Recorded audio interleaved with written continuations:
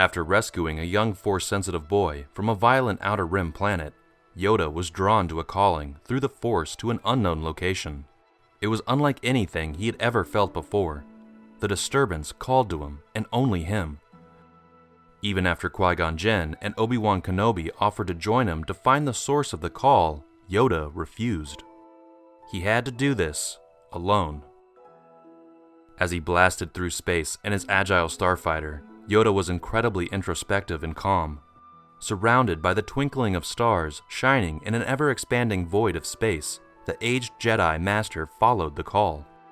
As he sat pondering what the nature of the disturbance could be, a rare sense of trepidation began to set in. When he left to follow it, he mentioned to fellow Jedi Qui-Gon Jinn and Obi-Wan Kenobi that he hoped he would prove adequate. Would he? His starfighter quickly approached the genesis of the call. However, all that could be really seen was a wide-ranging field of asteroids. But if he looked beyond, there was a planet. But strangely, it wasn't marked on any star maps. Yoda's approach to not just the physical planet, but the situation as a whole, became more and more cautious. As he zoomed past many asteroids and made many close calls, amazingly, the Jedi Master seemed unfazed. His mind was solely on what awaited him on the increasingly mysterious planet. The scene, once he entered the planet's atmosphere, was starkly different. Though bright, colorful, and scenic, the Jedi Master couldn't help but feel a stagnancy in the air. There was foliage and a purple hue in the sky, but it was a cold planet, an empty planet. As his ship flew closer to the surface, Yoda noticed how much more lifeless the environment was. The rocks and cliffs seemed scenic when flying from a distance above, but appeared more like mountainous tombs up close. Even the trees, that from above looked like blossoming foliage, were clearly all dead and rotting away. Yoda couldn't figure it out. What had called him here? Or perhaps, who had called him here? When his ship finally touched down, Yoda emerged from his cockpit steadily and slowly. There was no use rushing into anything, as he had already seen that nothing was as it originally seemed on this planet. Before he had even left the confines of his ship, the disturbance in the Force became stronger. The call suddenly became clearer. It was a call for help that came from a group of beings that were in hiding. It felt ancient and powerful. On a rocky ridge to the left of Yoda's ship, these beings appeared. However, they were no more than 3 feet tall. Rugged, disheveled, and afraid, it appeared the Jedi Master had come upon more children in need of help. Wearing nothing but rags, these shadowed figures appeared to be holding primitive weapons, ones that with the wrong conviction could do harm to the outnumbered and increasingly cautious Yoda. They stood across from each other, afraid or cautious. Yoda decided he needed to make his intentions clear. Greetings, come in peace I have, to this hidden world of children. Now fully out of the shadows, this tribe of children was unlike anything Yoda had seen before. They were fully visible now, and Yoda could see just how strange they truly were. Their face paint, spears, makeshift clothing, and above all, the terror in their eyes. It was unclear whether they were ready to run or ready to attack. But, still suspended in the moment, they just continued to stare at Yoda's eyes, and Yoda did the same. What had happened for beings this young to leave them so mistrusting? Not a threat to you I am. Come to help I have. Yoda tried to reassure them. The child warriors, still a distance away on the rocky ridge by Yoda's ship, disregarded the Jedi's offer of help.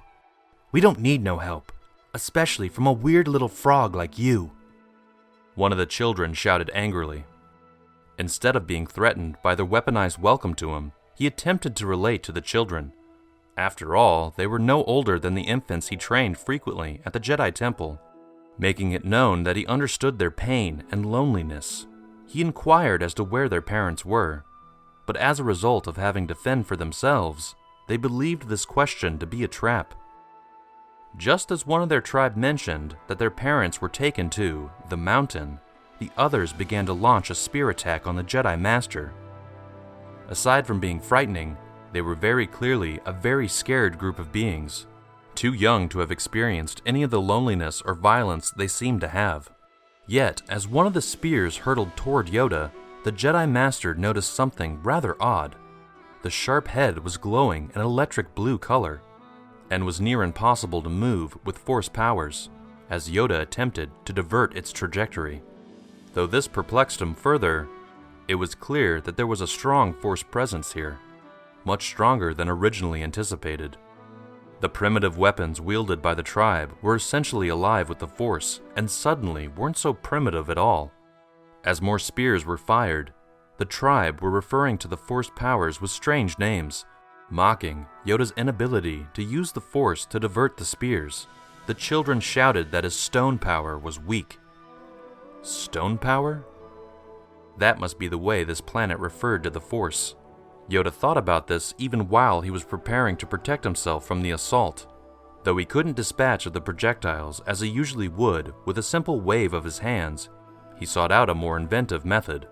He levitated nearby brown boulders made of simple stone, not the Force-imbued rocks the children controlled, and he made a giant shield by levitating them in front of himself.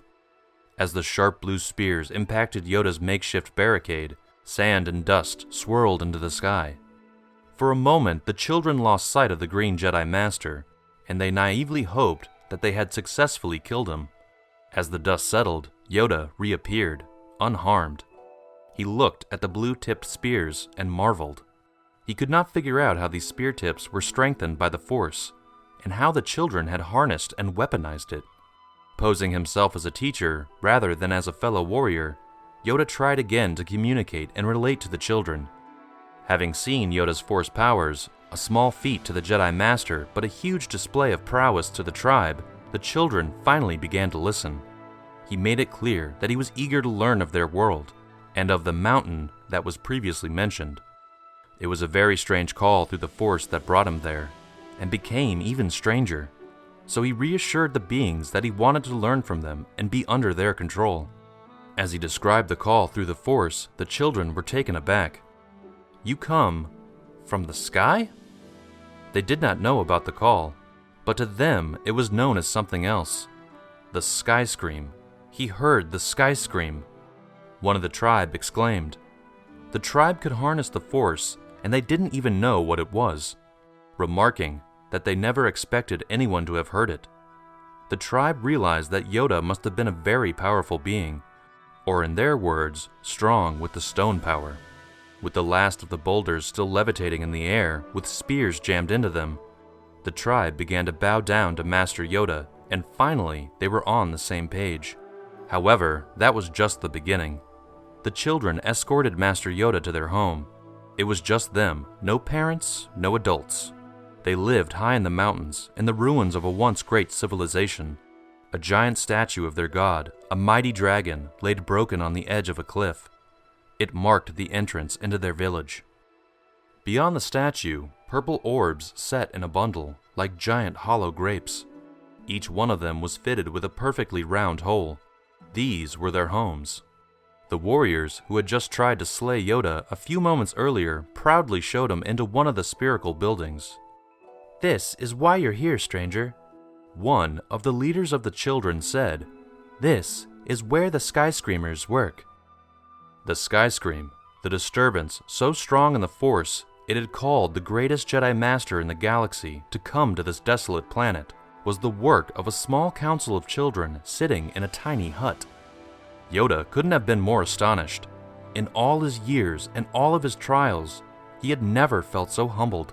How could these children have become so strong? The leader of the war party continued to escort Yoda and explain to him the nature of the Sky Scream and the war on their planet. In this small room, a council of a dozen children sat. In the center of the room, a glowing blue orb sat. It was the same type of stone that was used to make the children's spears, the same one that Master Yoda couldn't control. The council of children would shave slivers of the rock from the orb and swallow them. This would imbue them with the Force powers akin to a Jedi Master. Then they would focus all their energy and in unison telepathically call for him. They were the Sky Screamers, and they were entrusted with the job of finding a hero to save their tribe. After all, their tribe had been in a losing war for as long as they could remember. In the beginning, these children and the planet's other inhabitants used to live together in harmony. They shared the stone with each other fairly and equally, but little by little, as the Force-powered stone became rarer and rarer, different factions began to hoard it, and eventually 2 main groups formed. There was this tribe, the one that Yoda had encountered. They were known as the Mud Dwellers. Their name revealed that they were the losing side of the conflict. By the time Yoda had found them, their access to the life-giving stone of the planet was limited to the single orb that the Sky Screamers had used to call him to the planet. The others were rock hoggers. They held their base right at the foot of the very mountain that was composed of the blue stone. Their side was winning, and they were punishing the Mud Dwellers for even existing. The Sky Screamers had called Yoda here to help end this conflict. While Yoda was well equipped and a great negotiator, something the tribal children lacked, he felt that he was very much out of his depth. But it was clear that the reason the Sky Scream made its way to him was because, in being one of the most powerful and legendary of the Order, he was the only one who could put an end to this strange and force-fueled war. And with his placement there, Yoda would teach the children and warriors exactly what powers they had at their disposal. Yoda knew and understood the great responsibilities to pass them on to future generations of Force users. But with the utilization of the glowing Force rock to summon him, Yoda quickly learned that he was in for an education. He understood the Force as what it was taught to him through decades of Jedi training, but perhaps he himself had the wrong idea of it. After all, for such a universal power, the Force had no doubt been interpreted in many different ways, manifested in many different appearances, and used for a variety of different means. The fact that this tribe had called to Yoda through a physical aid only meant the Force was still flowing strongly across the galaxy, as strong as it would have when Yoda was first learning its ways. As time passed, Yoda would come to know these children and their home as one of the most amazing and dangerous Force nexuses in the galaxy. In his search for the truth about this planet, he would eventually fight a pure Force being over 1,000 feet tall, and in doing so, destroy one of the most ancient Force beings in the universe.